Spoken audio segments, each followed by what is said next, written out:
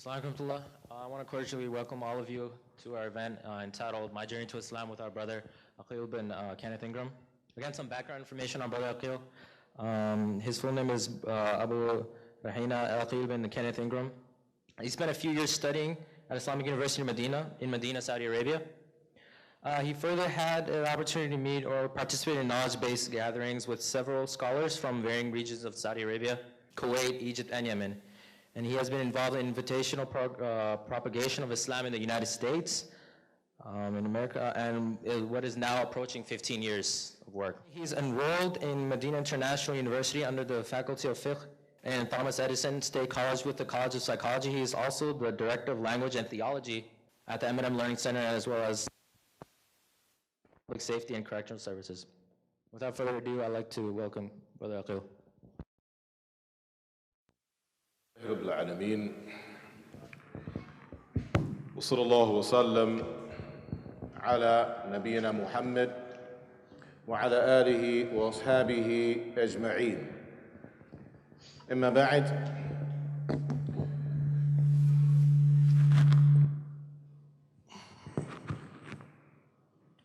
this evening that we ask Allah Tabarak wa Ta'ala, the Blessed and the Exalted, to make blessed for us and to favor us therein.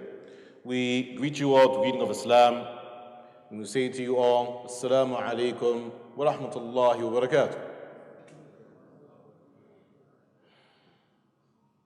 We further would like to thank everyone here for the opportunity that has been presented before us. And along with that, I'm going to share with you all a portion of my honesty. In that, an experience such as this is very humbling. And as it is humbling, it is also somewhat challenging to speak about yourself in such an personal and intimate fashion, when we know that the focus of our faith is not upon individuals or individual lives per se, but rather it is premised upon the relationship that the individual has with Allah, Tabarak wa Ta'ala, the Blessed and the Exalted. However, we all are familiar with the hadith of the Messenger of Allah, sallallahu alaihi wasallam, الدال على الخير كفاعله, the one who directs towards that which is excellent, it is as though that person is employing that excellence himself. So we ask Allah Ta'ala that He places some khair, that He places some excellence in something that we will be sharing with you all this evening. Well, firstly, just some brief background concerning myself and my family life and upbringing. I was born as Kenneth Ingram II, although the moniker that I chose for myself sometime after is Aqil, which is a description of intelligence. We ask Allah that He makes us all from those that are truly intelligent. Ibn Qayyim, rahimahullah ta'ala, one of the phenomenal scholars of our faith now in history, may Allah bestow mercy upon his soul, he mentioned an interesting statement when he said, لِكُلِّ وَاحِدٍ جُزْءٌ مِّنْ اسْمِهِ. Everyone shares in a portion of their name. So I hope that I share in some portion of that name.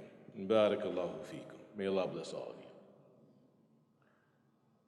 I was born into wedlock by my parents, my father, Kenneth Ingram, my mother, Talia Ingram, and throughout the first part of my life, the earlier portion of my years, I was raised in the church as a Christian.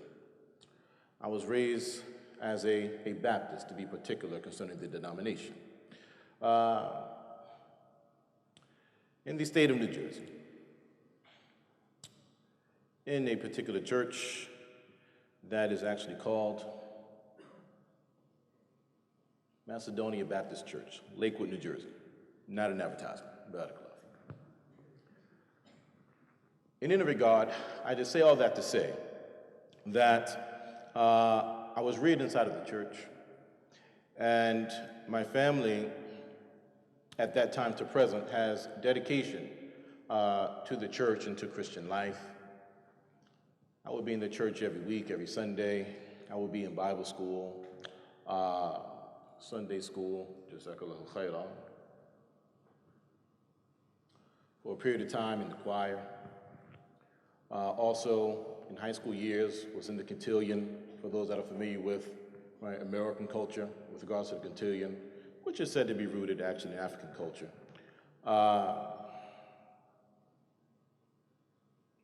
Eventually crowned the king of the cotillion. Preachers, reverends, such in my family.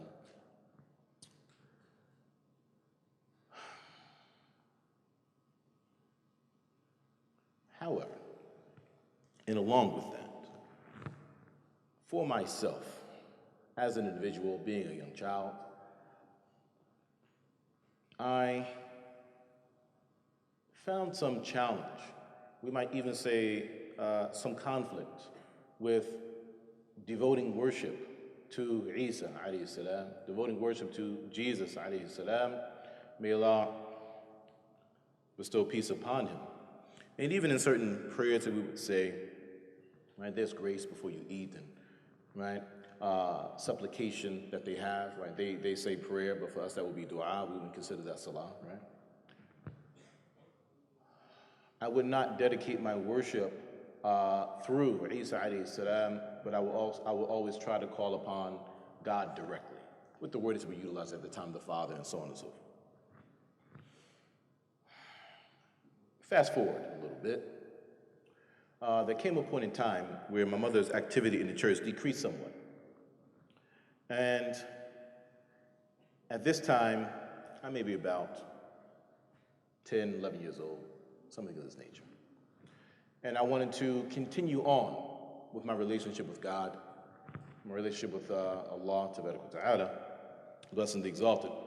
So I took it upon myself to read the entire Bible, because I wanted to know what to do and how to do it. So I did that. And one of the first things that I realized as a very, very young man at the time, 10, 11 years old, the realization that we're not supposed to have girlfriends and such, right, as per the Bible, right?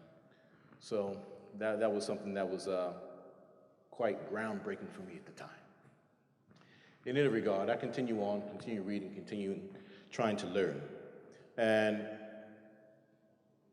a couple years later, we fast forward. In the neighborhood that I lived in, I'm from Neptune, New Jersey. In Neptune, New Jersey, we have what's called down the hill and up the hill.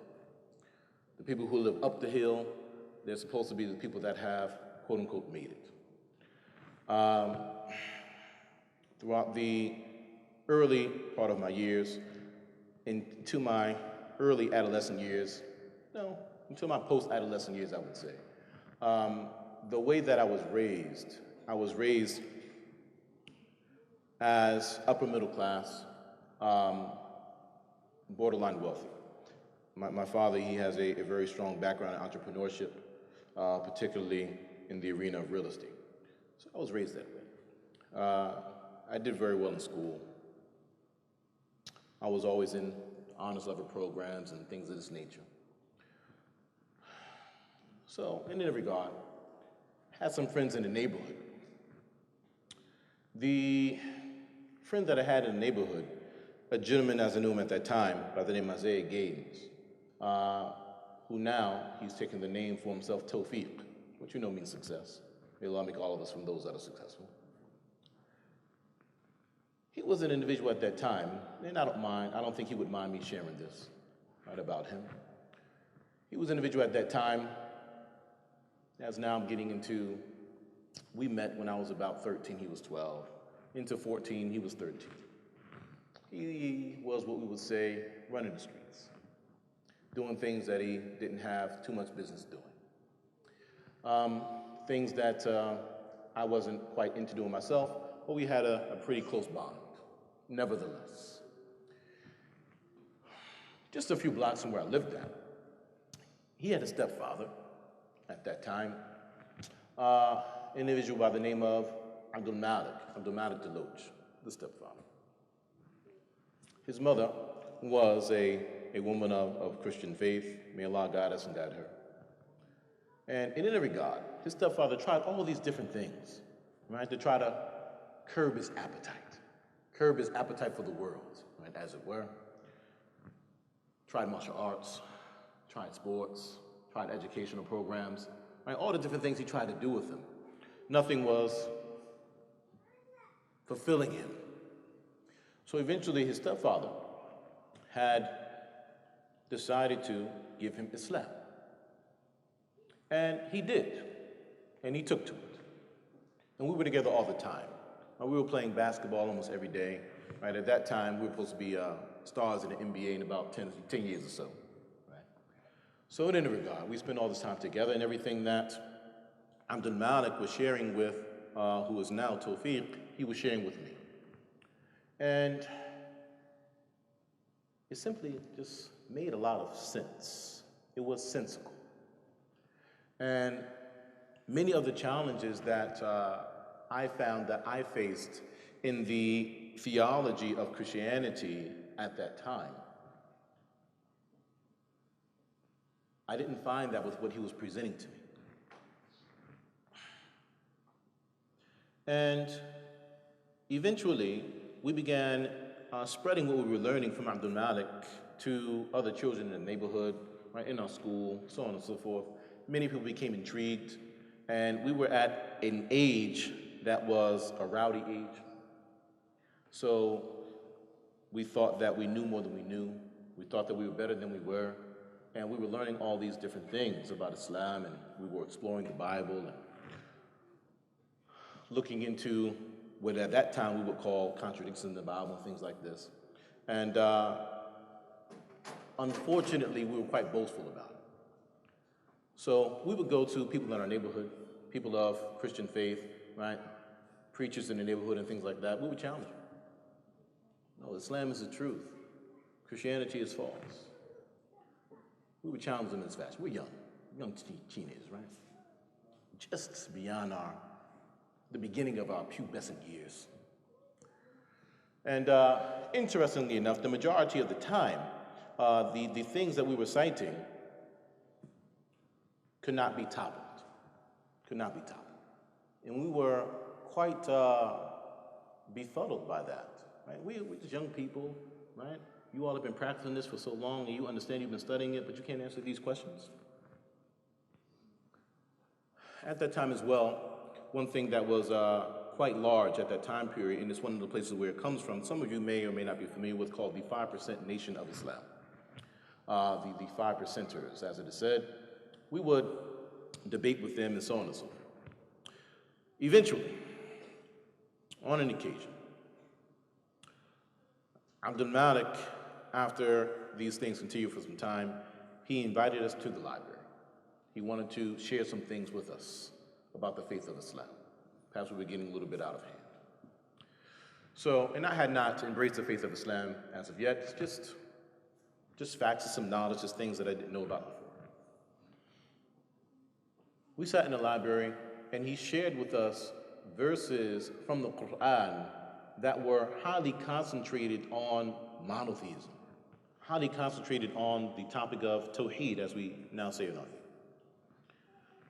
Verses like, وَمَا خَلَقْتُ الْجِنَّ وَإِنسَ إِلَّا لِيَعْبُدُونِ. And I have not created the jinn, another creation as we know, and humanity, except for the purpose of my worship alone. Servitude to the Creator. We're wondering why we're here, what's the purpose of life? And in the Quran, so directly, so easily, with such simplicity, this is the purpose of life that everyone is searching for. servitude to the Creator, subhanahu wa ta'ala, glorious and exalted. This is why we're here. This is what we're meant to be doing before anything else. ما أريد منهم من رزق وما أريد أن يطعموني. I don't desire any provisions from them, nor do I look to any of them to feed me or do anything for me. He's not in need of us, we're in need of him. Very, very clear. Then at the same time, coming to realizations. This existence that we call the universe that we are in, there are really only two things that exist. Right? These are the things that I'm learning, things that are going through my mind at the time as a teenager. There is the Creator, and there's everything else that he created. There is no third thing. That's it. So then, if it is a Creator that has created us, that is providing for us, blessing us, he controls life, he gives it, he controls death, he decrees when it occurs, right? He's disposing of all the affairs of the universe in perfect harmony. If it's only him that is doing all of these things for us, and the creation is doing none of these things for us, then why would we direct any aspect of worship to the creation? Why not devote our worship, our servitude to the Creator? This is what I'm thinking. And this is what I'm coming to the realization of as he's sharing these verses of the Quran with me and with those gentlemen that were there with us at the time. Then at the same time, everything in our existence, he has made it either subservient to and or in the service of humanity. Everything else that exists. Right? The air, it services us. Things that are greater than us easily destroy us. The sun, if we were anywhere near the proximity of the sun, what would become of us? Right? Yet we're millions and millions of miles away from it. And we still feel this heat. Yet, it benefits us. It services us, providing us light, providing us vitamins that we need, right? Beautifying the sky for us. Animals that can easily destroy us, submit to our will. Right? Minerals, materials, metals, all services us. So then the thought process for me became, well then why? Why is it that he's created us to service him, but then everything else he's placed in service to us? Well then, I came to the realization that our Lord structured our existence this way so that we can have no excuse when it comes to fulfilling the purpose of life. Yes, enjoy the world, benefit from it, all of these things, absolutely. However, that is a secondary purpose. The primary purpose, utilize all of that to make it that much easier for you to fulfill the purpose of life in the servitude of your Lord alone by himself, subhanahu wa ta'ala, the glorious and the exalted. Coming to this realization, share these verses with us.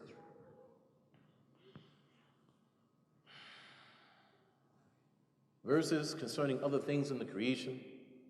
أَوَلَمْ يَرَوْا إِلَى الطَّيْرِ فَوْقَهُمْ صَافَّاتٍ وَيَقْبِضْنَ مَا يُمْسِكُهُنَّ إِلَّا الرَّحْمَنُ إِنَّهُ بِكُلِّ شَيْءٍ بَصِيرٌ.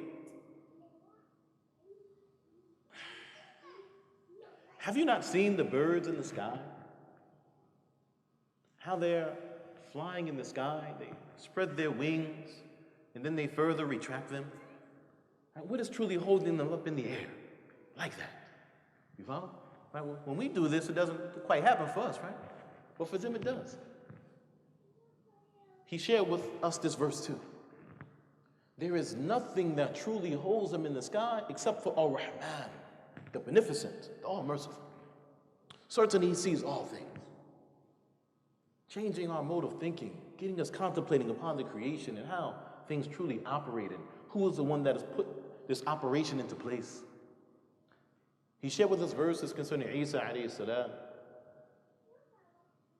وَإِذْ قَالَ اللَّهُ يَا عِيسَى بْنَ مَرْيَمَ أَأَنْتَ قُلْتَ لِلنَّاسِ اتَّخِذُونِي وَأُمِّيَ إِلَٰهَيْنِ مِن دُونِ اللَّهِ. And remember, or rather recall, when Isa, the son of Maryam, Jesus, the son of Mary, will say, meaning on the day of resurrection, did you say to the people Did you tell the people, take me and my mother as deities alongside Allah? Did you say that? قال سبحانك, glory be to you, O Allah, how free from imperfection you are. Then subhanallah, tasbih, glorification. Tasbih is tanzih. It is to remove something from our Lord, subhanahu wa ta'ala. Removing what? Removing deficiencies from our Lord. He has no deficiency with him. He is perfect in his attributes. And in the perfection of his attributes, there is no deficiency in that perfection. He is all knowledgeable.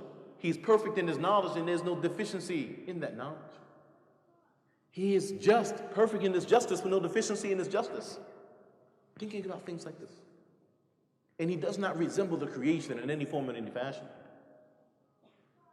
Meaning what? Meaning in the verse, Isa is going to say on the day of resurrection, for me to have said that, for me to call the people to the worship of myself and the worship of my mother, that would be to attribute imperfection and deficiency to our Lord, to attribute deficiency to the perfection of his attributes, subhanahu wa ta'ala. Subhana, glory be to you. It is not for me to say that which I have no right to say. In kuntu qultu faqad alimtahu. And if I were to say it, then certain you would have already had knowledge of it.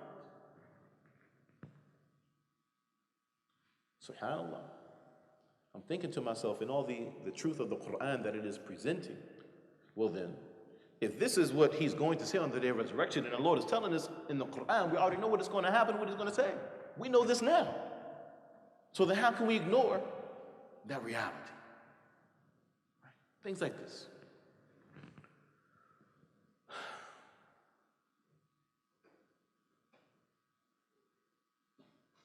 Abdul Malik, hafidhahullah, may Allah preserve him. He allowed me to borrow a book, very small book at the time. It still exists today. It's given out for free in Kuwait, Saudi Arabia, different places. It's in print here in the U.S. too.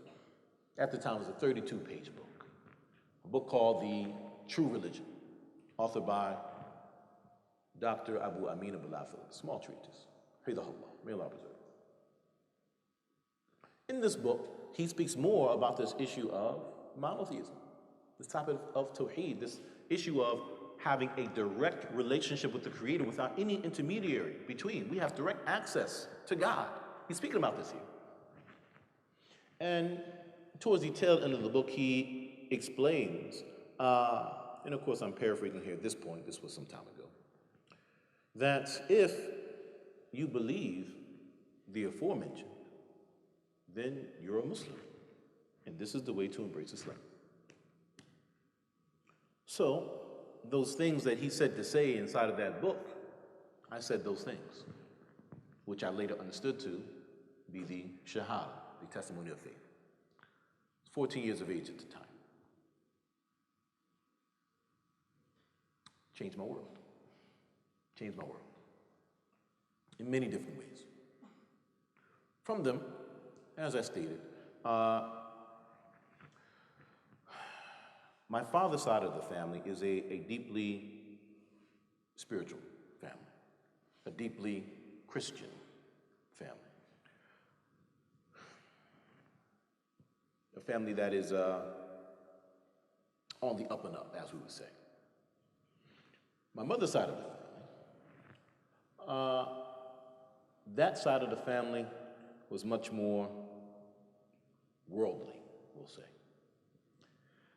That side of the family was more so into living the life of the streets, as we would say. So I was reared having the opportunity to experience both sides of the spectrum. In any regard, when my parents realized that I was changing, that my beliefs were changing, that I was trying to do something different than what I was being reared upon,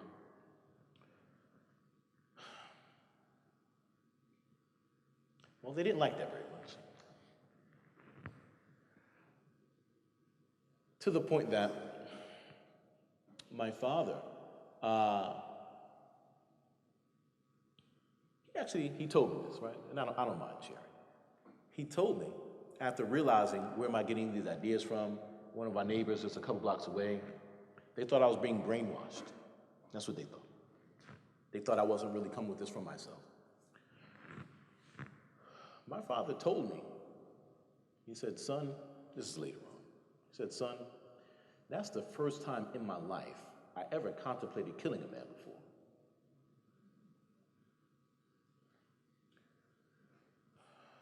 My mother and I would be at odds concerning faith, theology. Why am I trying to do this? It's so different. It's not what I was reared upon. And just to give you an idea, it actually got to the point where I was on the verge of almost being kicked out of the house. Not because I was a bad kid, not because I was doing things I shouldn't do, not because my grades were poor in school. My grades were top-notch for most of my high school career. Because I wanted to do this thing called Islam. We would argue, we would debate. Even she would put me on punishment. Sometimes, literally for months at a time. They banned me from interacting with Abdul Malik. And I knew enough about Islam that I knew I had to obey my parents. So I stopped interacting with him at that time. My friend, Isaiah Gaines, we were in New Jersey. Ironically enough, he moved to Maryland. Even more ironically, he moved to PG County. Imagine that. But in any regard, I had nothing. I had never been to a masjid before, never seen any Muslims in my life other than these two gentlemen. And at that time, I really didn't know anything about practicing the faith itself. I'll tell you what I knew. I'll tell you what I had in my head. I knew you were meant to obey your parents. I knew when it came to worship, we only had to worship Allah alone by himself, worship the Creator. I knew about some minor things, minor but not minor things. We say minor just in comparison to other greater things, but they're not minor themselves. Such as the etiquette of utilizing the bathroom, istinja, clean yourself with water, things like this I knew about, right? The encouragement for one's pants to be above the ankles, I knew about that, so I used to walk around folding my pants up, things like that. And I had all these Bible quotes inside of my head, but I really didn't know too much about the faith itself. That was my life from 14 to 16. I just knew I wanted to be Muslim in practice, didn't know how.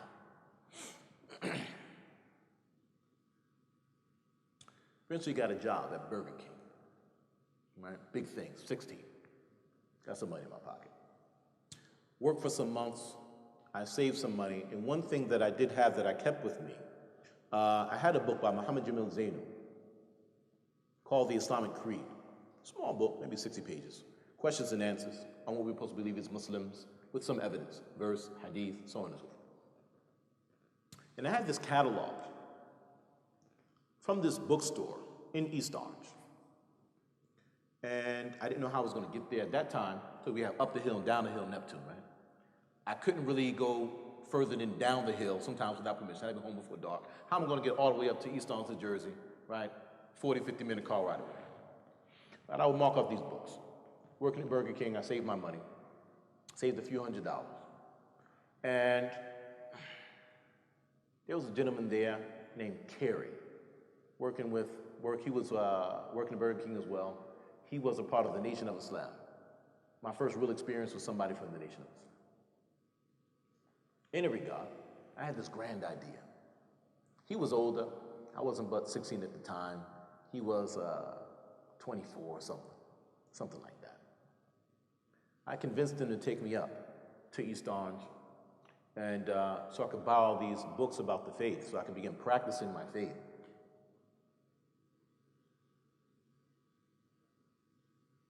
And just to share with you, one other thing that I did come across, that I did learn in those couple of years, is about sin, and about how sin can blacken one's heart. I did learn about that.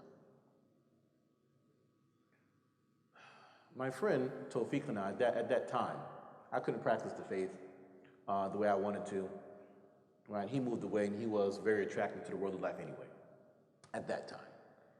So we made a decision. We said, well, we know Islam is the truth, right?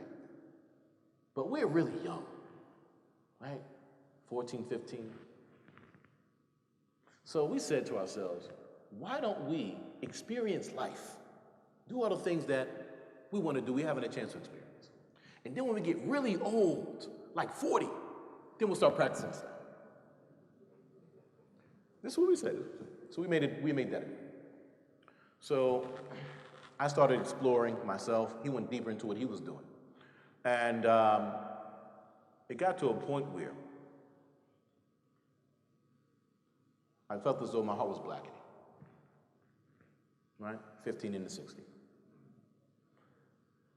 It got to the point where I believed that I had trouble distinguishing between what was truly right and what was truly wrong because of how black I believe my heart became at the time of things that I was entering into. In any regard, fast forward, back to Br Aqil. So I convinced Carrie to take us up to this bookstore. We go to this bookstore. And I meet the gentleman that owns the bookstore. At the time, the gentleman by the name of Zaid, Rillah. I hope he's still living. I haven't seen him for a very long time. May Allah preserve him. And another individual was in the store that day by the name of Abu Mesa, Mujahid. He now has another store. He's grown, called Authentic Statements, right? In any regard, so I'm so excited. I got this pocket full of money. I want to get all these books. I'm waiting to get for like 2 years now. So I'm going crazy. I want this book. I want that book. Give me this. They don't have this in stock. I don't have this book in stock. I didn't understand, right? No, this is the place. When you come to you, you're supposed to have everything that I need. So I bought about $150, $200 worth of books. We come home. Now, I wasn't supposed to be beyond but down a hill. I'm all the way up in the city. And I walk in the door. I'm going to tell you the exact time. I walked in the door at 7:04. I was supposed to be home by 7 o'clock. My mother was very strict about time, right? So I walk in the door. We had a long hallway, right? Big house at the time. I have these 2 bags full of books. So she tells my friend Carrie, go into the room. I'm in the hallway. She says, what do you have in your hands? I said, books. She says, what kind of books? I say, Islamic books. She became very furious, to say the least. She tells Carrie to go home. She puts me on punishment, takes the books away. Everything except for the Quran. Because, unbeknownst to my mother, someone told me at that time, you're supposed to put the Quran in a high place. That's what somebody told me, so I did it. So it was on above my shelf, right, on the very top of it. So she didn't see that when I kept that one. Right, I later found when she was hiding the books. I know she didn't know which books they were. I would sneak one book out at a time. Put it back. She didn't know, right? Well, she may know now. We're on camera now, right? About my style. So this is how my adolescent years went. Eventually, I met an individual by the name of Abdul Mu'min Shabazz. He was a cab driver. I would catch a cab whenever I missed my bus to school, and we would talk. He would give me da'wah. He would invite me to Islam. And the first time that we spoke, he told me about Islam, and I'm like, well, yeah, I'm a Muslim too. I'm a Muslim a couple years now. I know this Islam thing you're talking about. So he tells me about this masjid. The address I never forgot. 209 Bond Street, Asbury Park. It's a town over. I never had the opportunity to go there until the summer. I walked, right? This big buildup of me, I walked. Walked for about 2.5, 3 hours to get there, on foot. Got there, got to the bottom of the masjid, opened the door. There were steps to go up to the top at that time. Heard these voices up top. At that time, I didn't know. The voice was an individual that has since passed, Sheikh Abu Wais, Abdul Rahman Ali, rahimahullah ta'ala. I heard his voice. And his sons, they had this hot dog stand outside, and they were staring at me. I thought it was weird, and in hindsight, I did look kind of weird, right? I was basketball. I thought I was going to be a basketball star in 10 years, right? So I have this kufi on. I have this cutoff shirt. I have basketball shorts on, and I'm trying to walk into the masjid, right? I look off. They're looking at me, weird. I feel intimidated. I hear these voices going on upstairs. I walk out.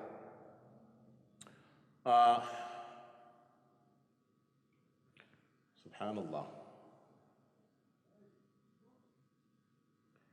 Try to summarize your life in such a small window of time, right? Can't be done. Let's fast forward. Let's take some of the highlights, all right? Eventually, I came across an individual that, as I told you all, when we were running around the neighborhood speaking with different individuals about Islam as teenagers, what I did not know, one of our friends, an individual by the name of Anthony Dunaway, his stepfather, he was feeding him what we were telling our friend. He embraced Islam by way of that at that time, but we hadn't met, right? So later on, we met, but at this time, 2 years later, he's been practicing Islam for 2 years. He's an adult. Right at the time, he must have been in his 30s, around my age now. He's working, living life, and he has access to all these things that I have access to. We reconnected. He takes me to the same masjid in Asbury Park, 209 Bond Street, and meet some individuals there. I spent the week with him, learning how to pray, different things. Met an individual there by the name of Yusuf Florable.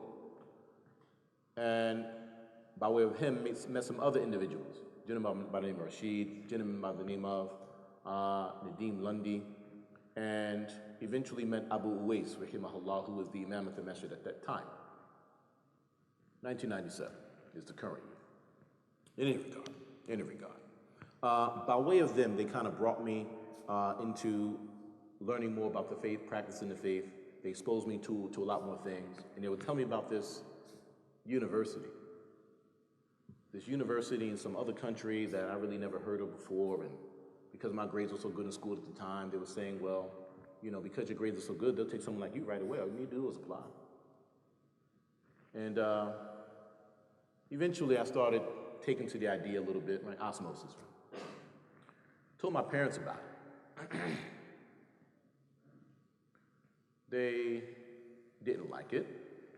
They didn't believe it. They didn't believe me. And they were like, well, so there's a university in another country. They're going to give you a scholarship. They're going to pay for your tickets to go there. And then when you get there, they're going to give you a stipend every month. They're going to pay you to go to school. They're going to do all that. And give you money for food and all these things. I was like, yeah, well, that's what they told me. I got the paperwork, something, you know, this is what it is. Never believed it. And they were very big on me going to college and things like that. Senior year, I get accepted in all the different colleges. Partial scholarships, no full scholarships. A lot of partial scholarships, a lot of acceptance letters. My parents waited until 2 months before graduating high school to tell me that they never saved any money for me to go to college, right? And just to bring it together to understand the reality of what was occurring at that time, the life that my father had built at that time, by this time, the year is 98, right? My father was still doing real estate. He also had a nightclub that he owned at the time called Skies. And in any regard,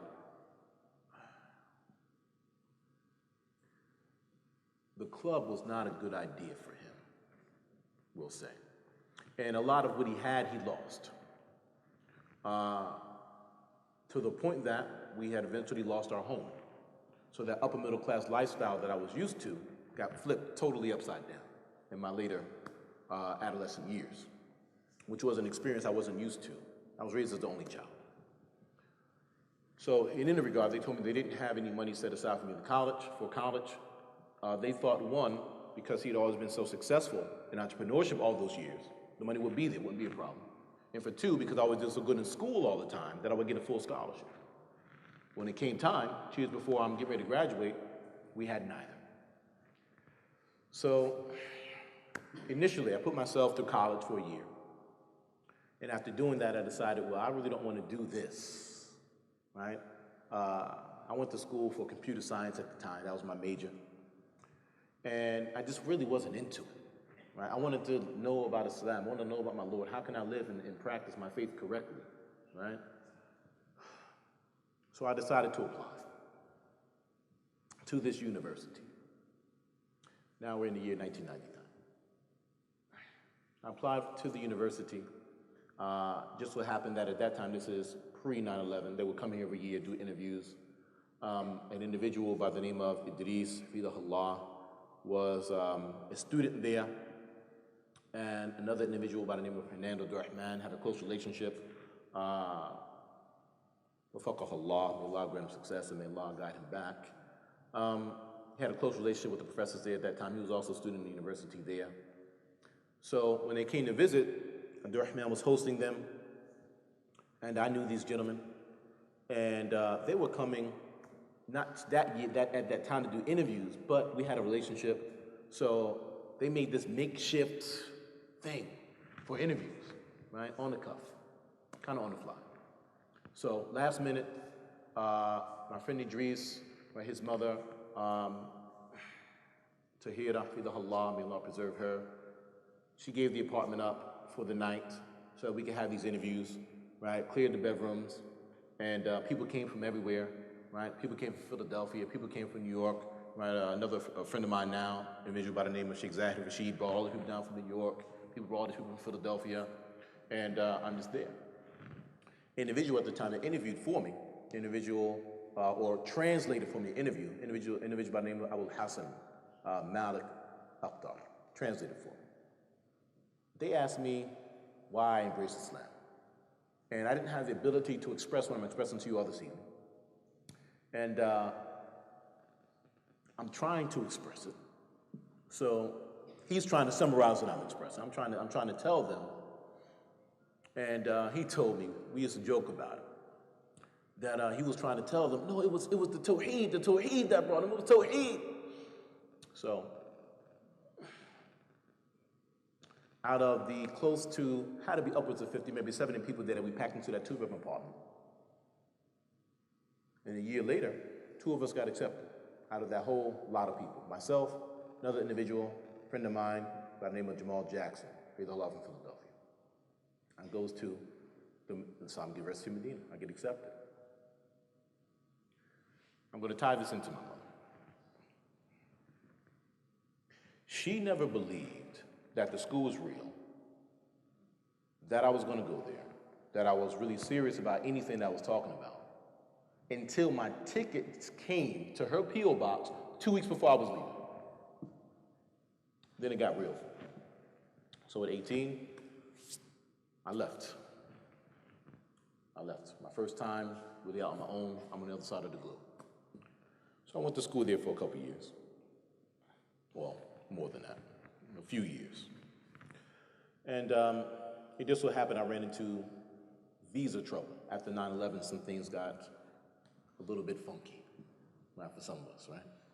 So even though my grades were quite proper, we'll say, in school at the time, one year came where, because of the way that I left, I had an exit visa, but I didn't have a re-entry visa in my passport when I left. And they told me that I could get it here when I came back. I did what I needed to do for a couple of months. A couple of months came, passed, I'm ready to go back to school. It was just over the summer. It was on break anyway. And they say, call us back in 2 months. 2 months. I said, okay, I can do 2 months. September, October, I won't miss too much of school. Call us back next year, inshallah. We're gonna try to get it sorted. So a year. Huh? Wait a year. Call back in a year. And that's how that went. Ironically enough, the individual that was the Imam at the Masjid at that time, still in Nazareth Park, an individual by the name of Abu Tasneem Dawood Adib, The individuals, I was able to build relationships with them at an early age, and they helped me out with a lot of things. Was the Imam Day, he was leaving, and then he left. He wanted to go leave the country and live outside of the country. And while I'm trying to figure out how I can get back to school, I kind of got left with the hot potato. Because they're looking for someone that can do things in the masjid, right? Be an imam, give classes, give a sermon, so on and so forth. And I didn't have any real experience with that, right? One time, Dawood Adib and Abu Wais, they tag teamed me. And they kind of tricked me into giving my first sermon at Masjid Rahma in New York. In northern New Jersey at the time. But outside of that, it was no real, I would teach small classes of Arabic, things like this, but I wasn't really looking for that, right? I wasn't really looking to be in the forefront and things like that. But there was no one else that was there. So they asked me, I thought I was just helping out, just that small community. So things began to grow. Began invited, lecture here, lecture there. And before I knew it, I didn't realize there's like this whole circuit thing, right? So I'm on the circuit traveling around the nation doing different things. And that became being an imam in different places in the nation, traveling in and outside of the country and different things that it became, continuing my studies and scholarship, meeting more scholars, going back to Saudi Arabia a couple more times, eventually getting back with the university at a bit of an older age, around 27, 28. By the time I actually got a chance to get back there to discuss my issue with them, right? Years later now. And they did admit that, they said, no, that shouldn't happen. That shouldn't happen to you. No. That was our fault, right? I said, well, it's your fault. Well, I still need to go to school, so, what are we going to do about that? They said, well, what are you doing in America? I said, well, I'm an imam of a masjid, and you're teaching the people and things like this. And I said, yeah, I'm teaching people, but I need to get back to school here to continue my learning process. He said, خلاص, أنت شيخ, خلاص. Now you're a sheikh now, forget about that. You don't need this now. You're already doing what you're supposed to be. If you were here to go to school, you're already doing what you would do. You don't need that. So that's kind of how that went. Ironically enough, and I say this in being fair, 10 years later, because I embraced Islam when I was 14 in 1994, 10 years later, when I was around 24, my mother came to me, and she apologized to me. She apologized to me for all the things that she put me through when I was much younger. She acknowledged some of the things that she had done, right? I skipped a lot of the details. And she further said that I am proud of the man that you have become. I am happy that you actually stood your ground and remained upon this faith that you have conviction for. And I appreciate the man that you have become because of it. And around that time frame, my parents, they, in my family, they began to build tolerance for my different faith. They began to accept me for that. And some of them actually became interested in the faith of Islam. We've had some conversations, some we still continue to have. And I further learned that there were some individuals in my family that were Muslims that I didn't know, which was quite interesting. But in any regard, and we apologize for being somewhat long-winded, I was given this form of items to discuss, right? A checklist, as it were. And I believe most of these items here we may have touched on, but in short, that's my story. We ask Allah Ta'ala that He places something of benefit in something that we shared this evening. We ask Allah Ta'ala that He grants us sincerity. We ask that He grants us guidance and that He allows us to remain upon the guidance. We ask Allah that He guides our family members that have yet to embrace the faith. هذا والله أعلم صلى الله على محمد.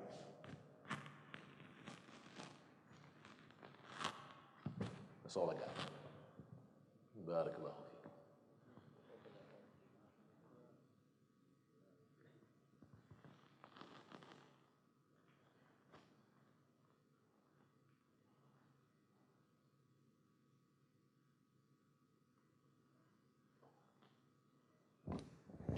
Jazakallah again, Brother Aqil, for the very inspiring story.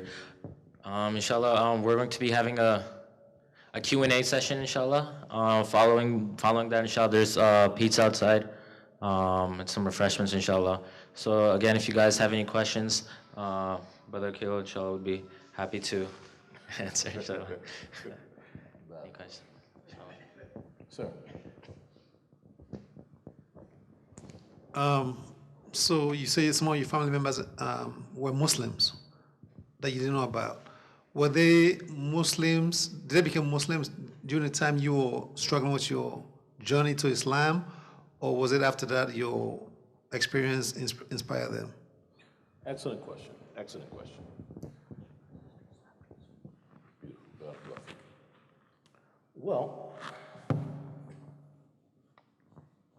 in hindsight,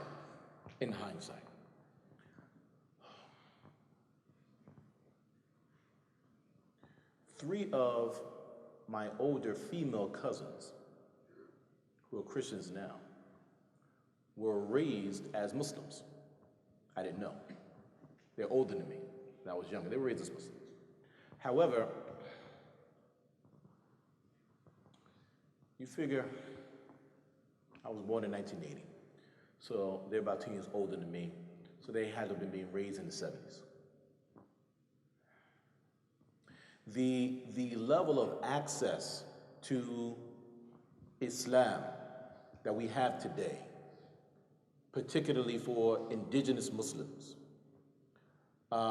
we take for granted. We take for granted. A lot of which they didn't have during that time.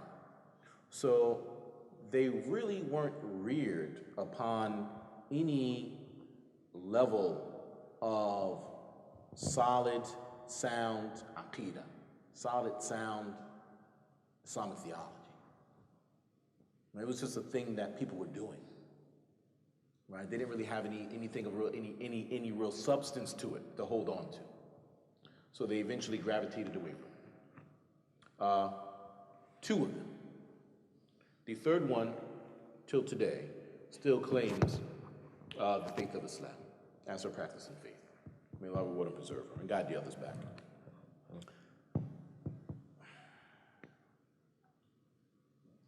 And I had other relatives, again, ironically enough, I'm from New Jersey, but some other relatives in Maryland. I mean, it was just destined for me to come here, right? That I had yet to meet and didn't know they were here until I had embraced the faith and have been practicing for some years. So the ones that were, I didn't know they existed. I had one uncle, Abdul Ghafur, rahimahullah, Allah was so merciful upon his soul, he's since passed. At that time, as a teenager, he was the most apparent and the most practicing of anyone in my family outside of myself. But even with that, he was a newer Muslim at the time, and he passed just a couple of years after that.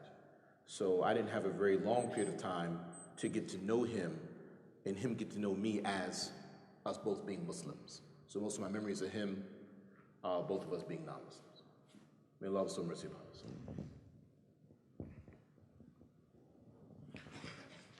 Next question. What would you recommend for US-born Muslims who want to study Arabic and Islam in Saudi Arabia or the Muslim world?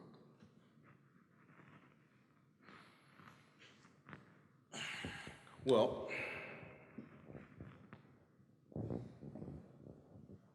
I'll offer you a piece of advice that came to me before I went to go study in the Islamic University of Medina, which at that time didn't make sense to me because I was trying so hard to get to Saudi Arabia, get to Egypt, get to somewhere I could learn.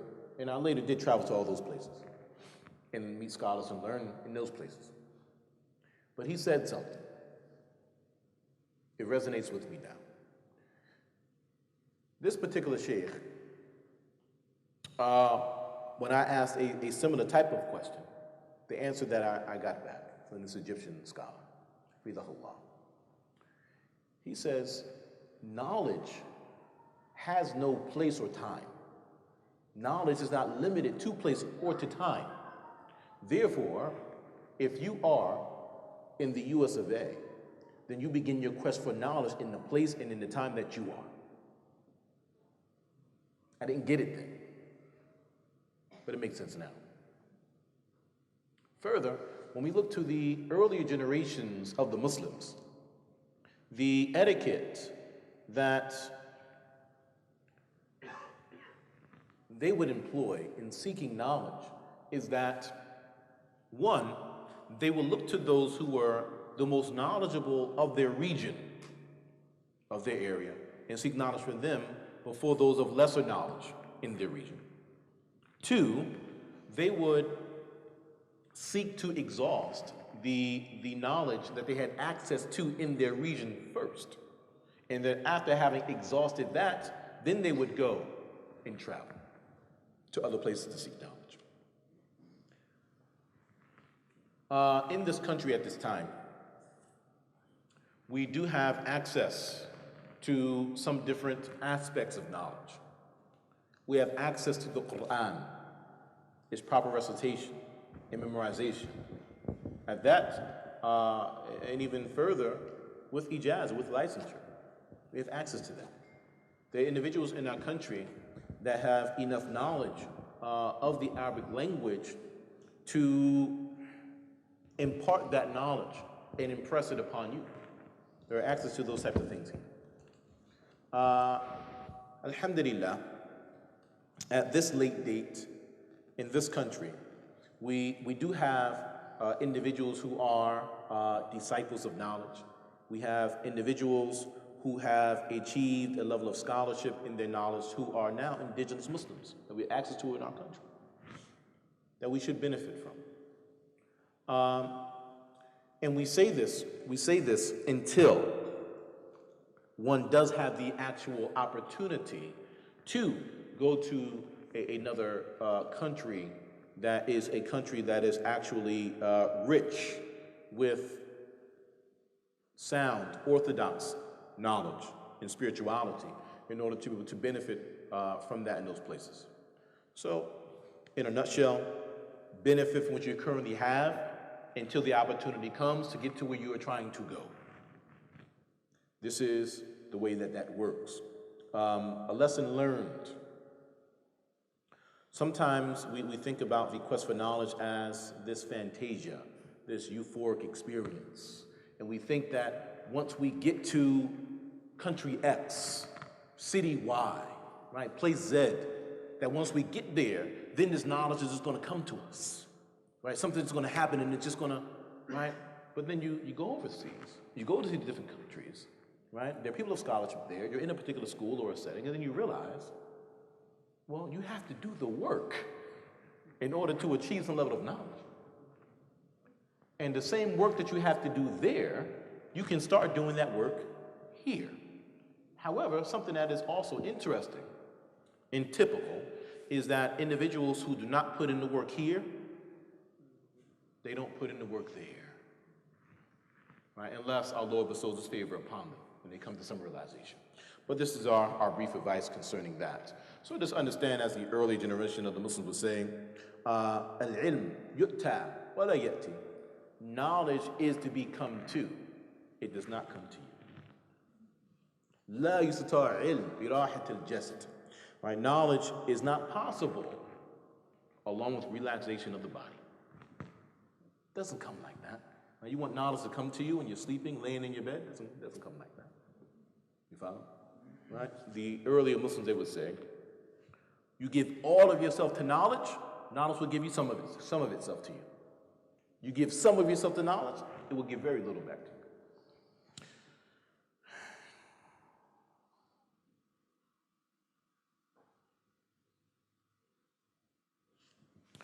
The questioner here states, you mentioned how sin hardens the heart, in that period in your life where your faith was low, your iman was low.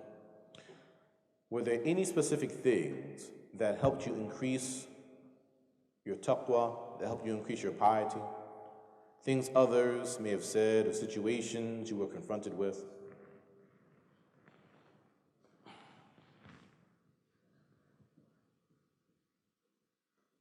At that age, teenager time, as I told you, I embraced Islam at 14. I'm currently 34, so it's been about 20 years now, right?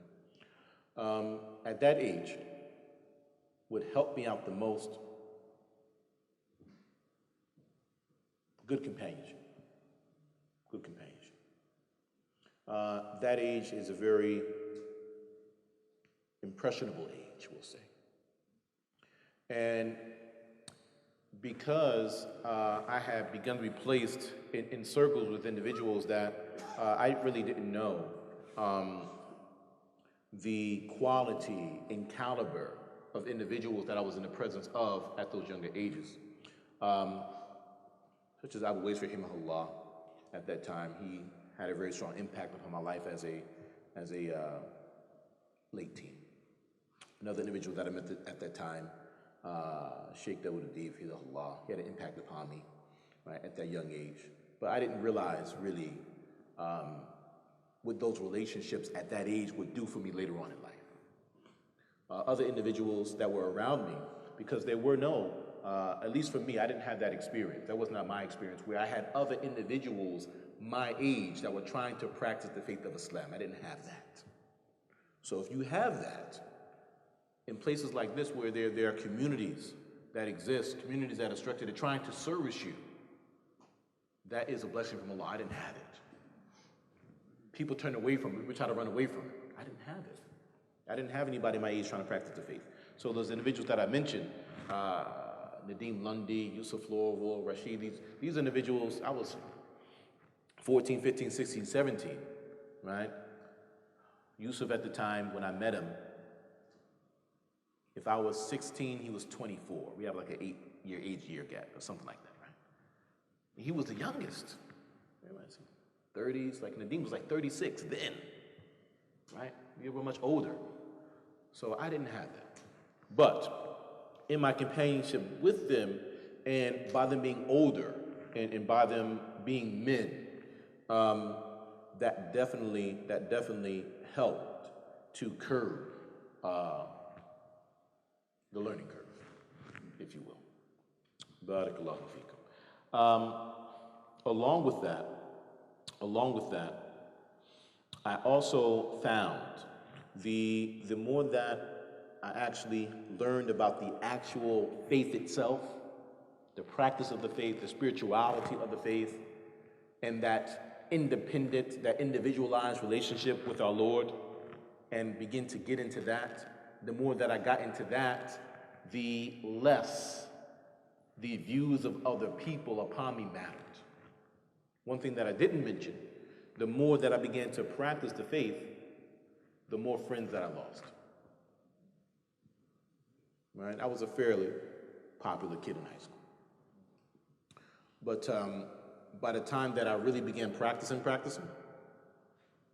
I had no friends left. Just by myself.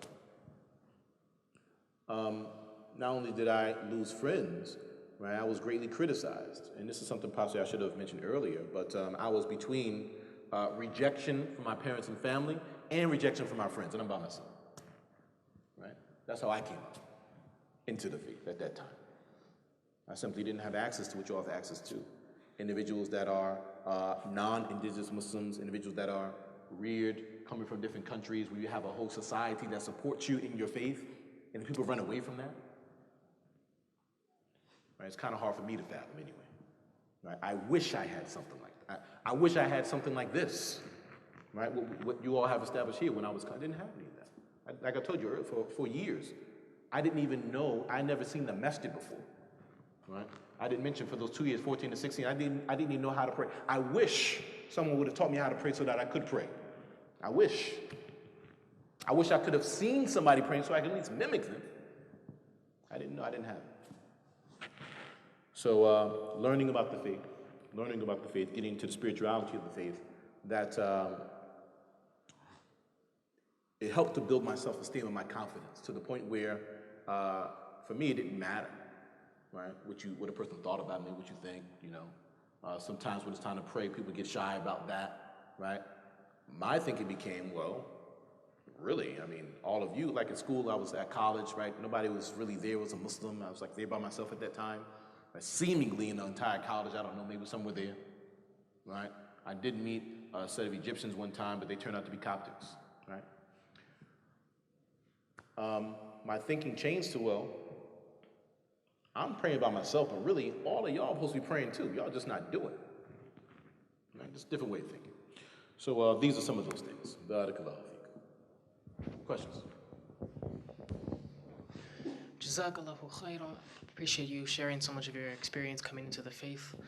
What advice, looking back on your youth, and as a segue from your last question, how you answered the last question, looking back on your youth, what advice do you have to the youth here today within this community that you've interacted with, or in general, who live in a very hyper-social environment, now inundated with popular culture, influenced in public schools by other students, non-Muslims perhaps, or Muslims, and social media, while at the same time having so much access to knowledge at our fingertips, in more ways than perhaps you did as a youth or some of our elders who came into Islam many years ago? Please. Can you tie, my question would be, what advice will you give a community like this, in terms of what we need to set up for new Muslims who come into the faith, in order not to lose them, because it's like there's a revolving door. They come in, and then they go out. So can you tie that to the question that he... That's a good question. I'll respond to both questions very succinctly. And after that response, if we would like to further the dialogue, please feel free. I believe we have to learn how to meet people where they are and not where we expect them to be. Many times, because of where we are today in the practice of our faith, we directly or indirectly, purposefully, or without being intentional, we kind of expect people just to get it. We kind of expect people just to get to where we are now in much lesser time than it took us. You follow? So, I mean, my journey is, at this point, a 20-year journey, a couple decades, right? And I'm still a young fella, right? So we would like to believe.